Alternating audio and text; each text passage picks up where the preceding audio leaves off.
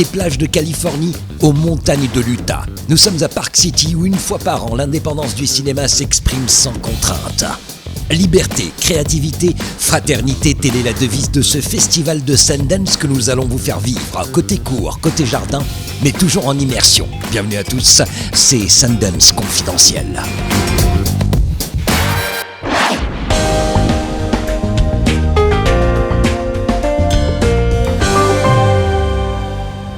Sundance est né dans cette rue Main Street avec son seul cinéma, l'Egyptian. Sundance soutenu, rappelons-le, depuis plus de 40 ans par Robert Redford. Le festival a tellement grandi qu'il a transformé le village de Park City qui l'accueille. Sundance qui nécessite aujourd'hui toute une organisation, toute une logistique pour coordonner les différentes projections. Il y en a énormément des projections qui se déroulent à présent dans différentes salles réparties à différentes distances.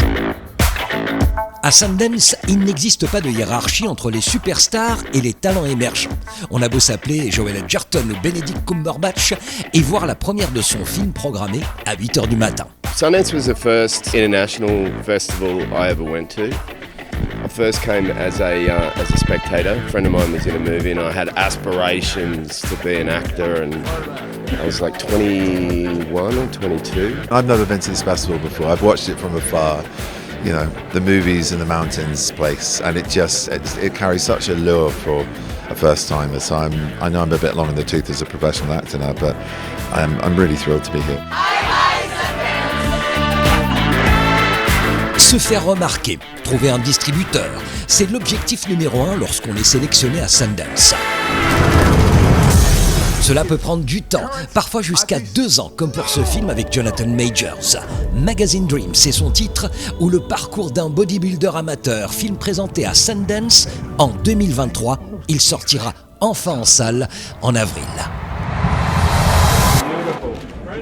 Cela ira sans aucun doute beaucoup plus vite pour Le baiser de la femme araignée, nouvelle adaptation au cinéma du classique, version comédie musicale celle-ci, avec Bill Condon à la mise en scène et Jennifer Lopez dans le rôle principal.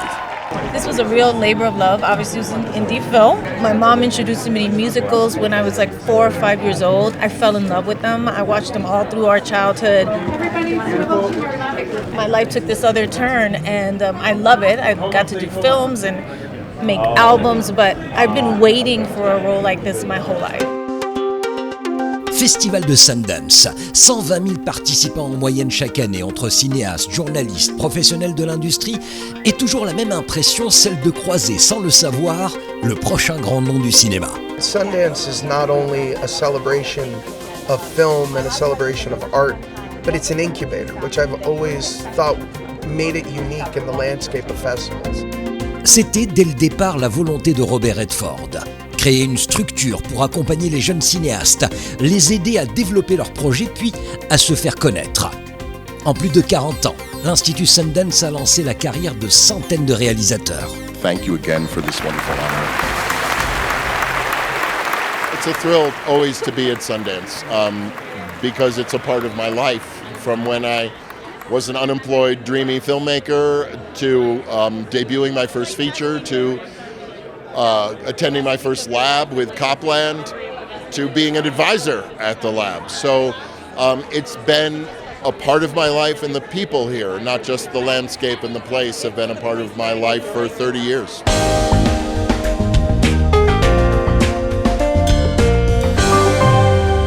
Festival de Sundance, loin de l'effervescence et de la bousculade sur les tapis rouges, direction le Music Lodge, espace de rencontre et de partage en toute tranquillité. C'est là que nous allons retrouver l'acteur John Magaro, star entre autres du film 5 septembre qui sort cette semaine en salle. Ready, camera one. Hit it. Good morning, I'm Jim McKay speaking to you live from the Olympics in Munich, West Germany. Did you hear that? Were those gunshots? The piece of what had been called the Serene Olympics was shattered this morning. We'll make it broadcast history. More people have seen this than watch Armstrong land on the moon. No, police are on the roof. Whoa, guys. That's a TV. Are they seeing what we're seeing? What are you talking about? Are the terrorists seeing this? La prise d'otage des JO de Munich, racontée dans 5 septembre, a marqué un tournant majeur dans l'histoire du journalisme télévisé. Cet événement a non seulement redéfini les standards de la télévision en temps réel, mais il a aussi soulevé d'importantes questions éthiques en montrant que l'information, lorsqu'elle est mal maîtrisée, peut avoir des conséquences tragiques. À l'ère du numérique, plus de 50 ans après Munich, ce débat est toujours essentiel. This is nostalgia. This is quaint compared to what it is now.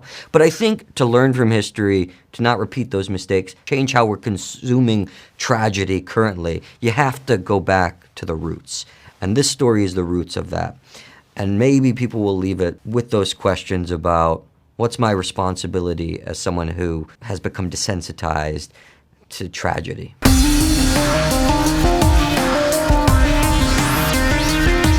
Les retrouvailles, quelques semaines après cet entretien. John Magaro est venu à Sundance présenter Omaha, dans lequel il joue un père de famille qui, après une tragédie, part sur les routes avec ses enfants. John Magaro, de plus en plus sollicité, n'a jamais autant été sous les projecteurs. It's hard work, but it's also quite a privilege and a reward, and especially when you have an independent film like September 5 was, like Past Lives was, like this is. When you have a film like that and it starts to catch some fire around it, because independent film is the hardest type of filmmaking there is, when you get invited to Sundance, it's just a tremendous, tremendous privilege and reward. You can't help but feel proud when those moments happen. Pretend to be someone you're not.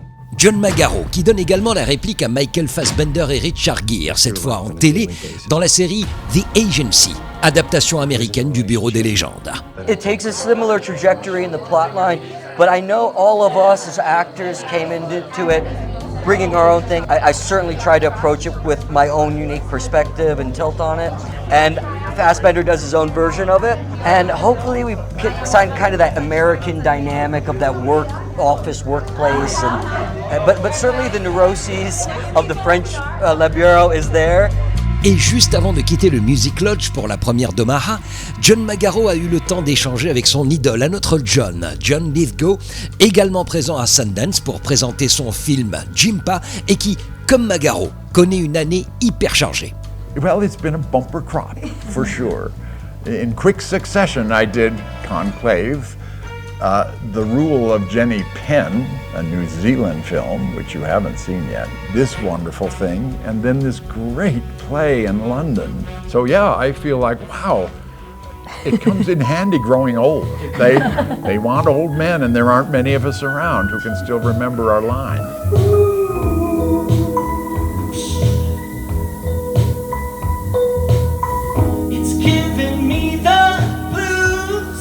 Le Music Lodge, cela fait 20 ans maintenant que Lisa Precious, ancienne productrice télé, propose ce concept unique, un espace lounge où les stars peuvent venir se détendre, profiter de soins comme les massages avant de s'installer pour une conversation intime et surtout sincère.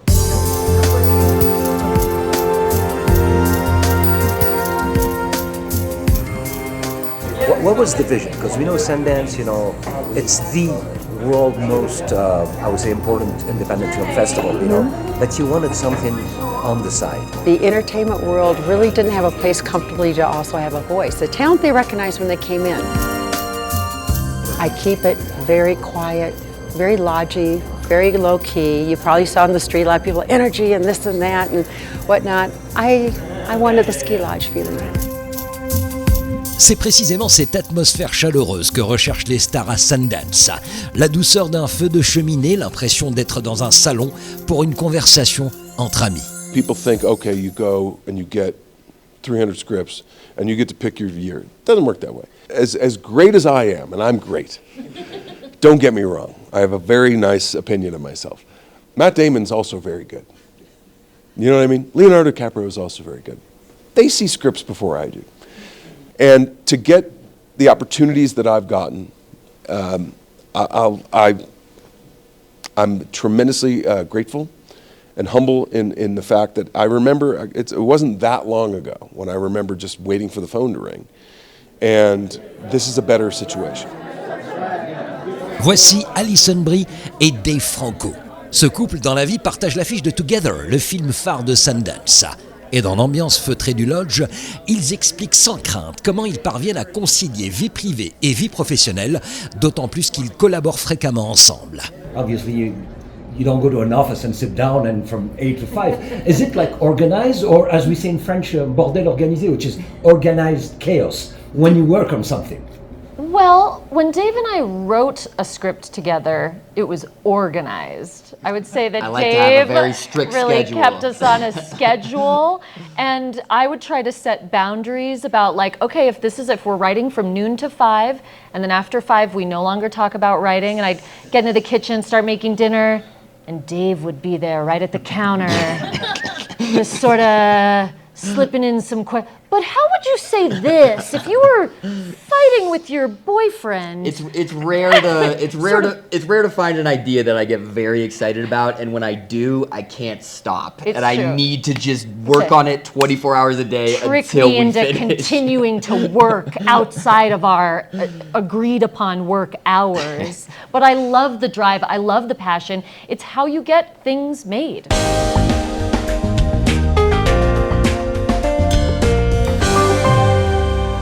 Notre coup de cœur à Sundance, c'est une comédie qui a été sévèrement détruite par la critique ici, alors que nous, on a adoré. Cela illustre bien le fait que les critiques américains ne saisissent pas toujours les nuances de la langue, surtout lorsque le film est en français, et encore plus lorsque cette comédie porte en elle une richesse culturelle profondément québécoise. Voici Deux femmes en or. Le ciel bleu nous tombe sur la terre. Si t'as pas le cadre dans ta chambre à coucher, mais tu sais pas jouer de la vie. Moi, je suis prête à jouer de la vie.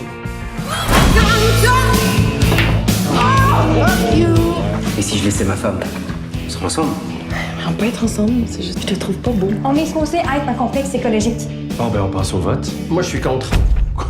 Innocente! Là, je vais te laisser, je suis occupée. Occupé à quoi? La petite est à la garderie. Ben oui, Benoît, la petite est à la garderie, fait que je regarde le plafond. Je crois qu'on en demande toujours beaucoup aux femmes. Les femmes d'aujourd'hui, et j'en suis la preuve, j'ai l'impression qu'il faut être un peu tout à la fois. Donc, il faut être une femme professionnelle, il faut être une bonne maman, il faut être une bonne épouse, il faut être une bonne amie, une bonne amante. Idéalement, il faut faire du sport, il faut bien manger, et il ne faut pas être trop grosse. Mais tout ça en restant très calme et en n'osant jamais le ton. Oui, parce que sinon, on est hystérique. Oui. Exact.